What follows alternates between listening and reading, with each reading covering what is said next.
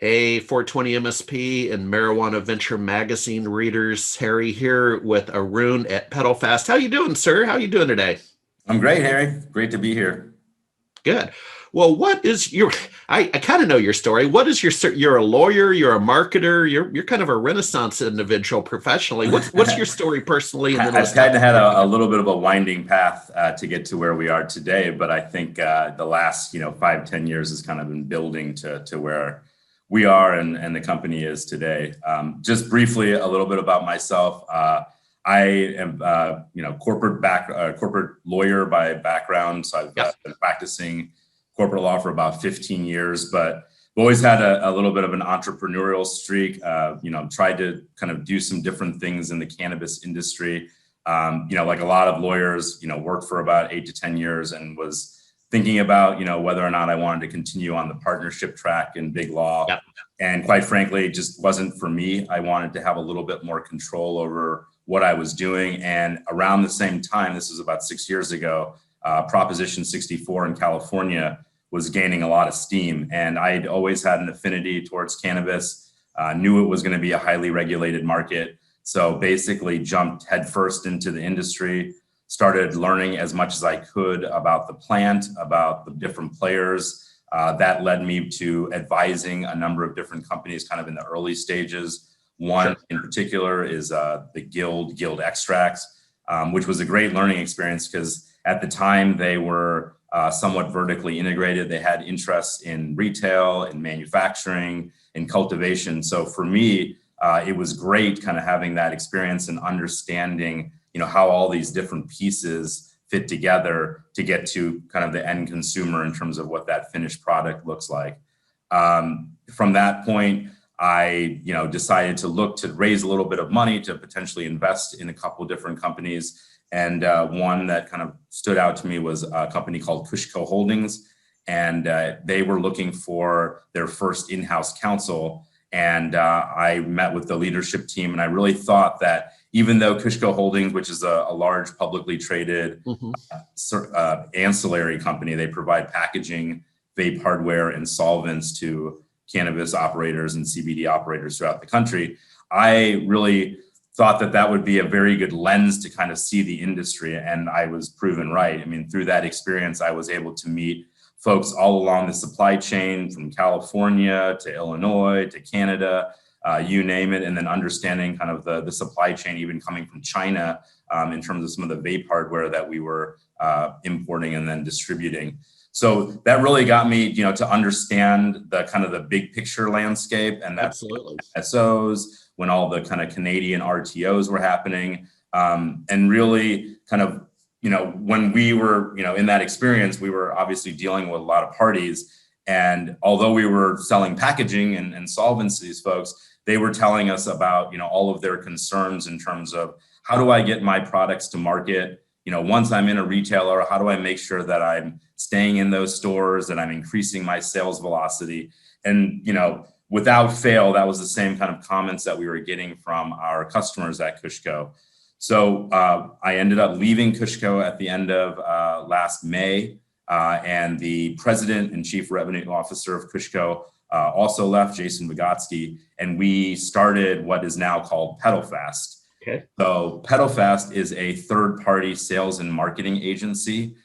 We represent brands and we help them essentially, get sales in stores. Right now, we're just in California.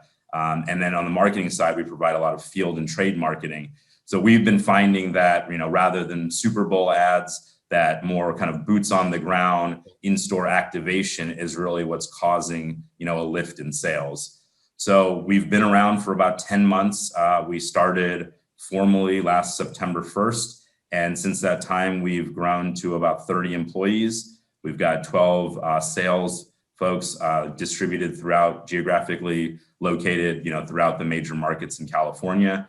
They're supported by a 5-person field and trade team. And then they're supported by 15 brand ambassadors. So the idea is, if you are a brand and you are looking to solve two problems, how do you sell into the retail channels and how do you sell out of those retail channels? So with our sales team, we're working with our brands in our portfolio and we got the kind of the best salespeople in California based on their retailer relationships. So through that team, we can then sell into retail stores. And then again, once those products are in those stores, then that's when we start activating those stores through our field and trade marketing team. We also have a sister agency that does a lot of the more traditional marketing type work. So that's, websites and brand refresh, brand hygiene, those kinds of things. High level right now, we represent about 10 brands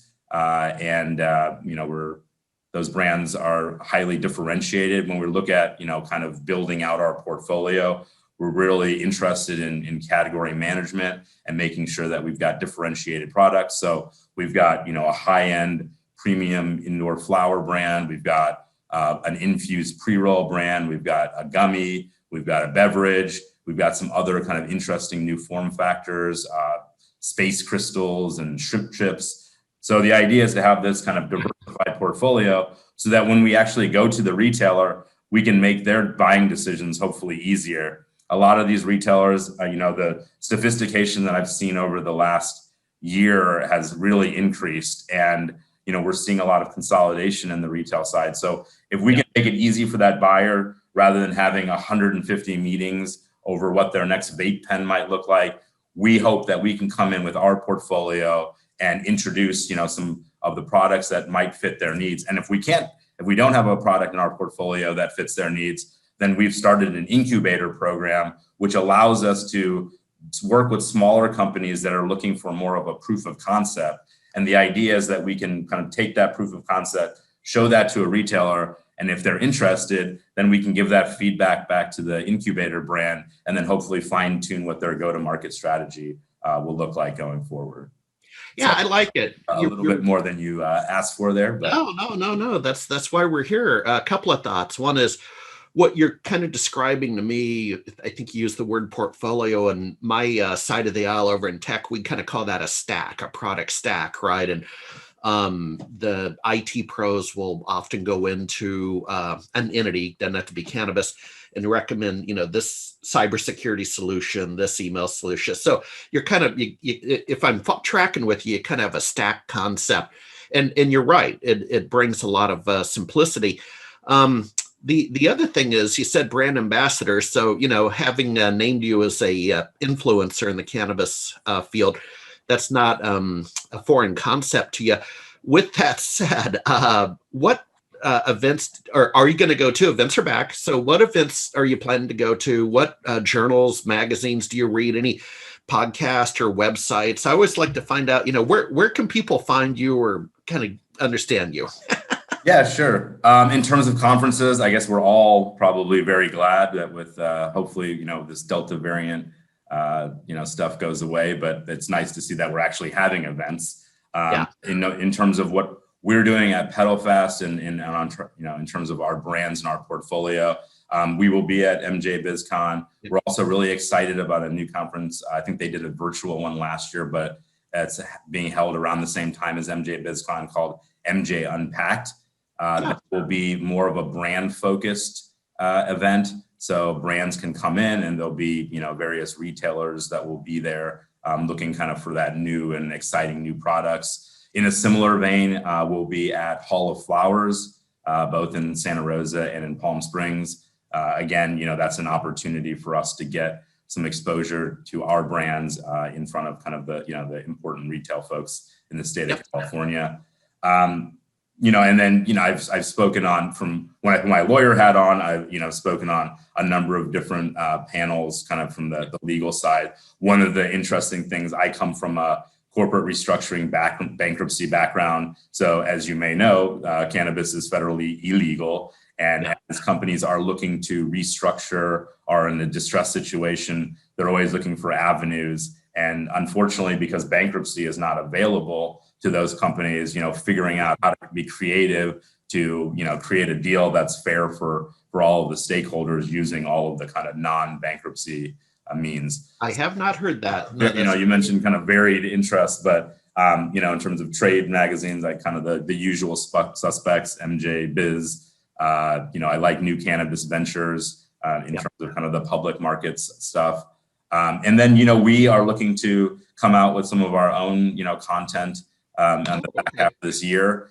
We've been gaining a lot of insights over the last, year, both from the incubator and the accelerator side in terms of, data that we've been collecting along our brands. And we hope to be able to kind of present those to the outside world, when we have a little bit better kind of, data and story to tell.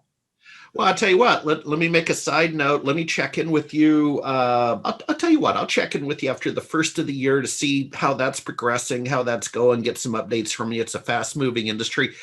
But again, congratulations on being recognized by Marijuana Venture magazine as an influencer. And keep up the good work, my friend. All right. Well, I really appreciate it and look forward to talking to you again soon. All right.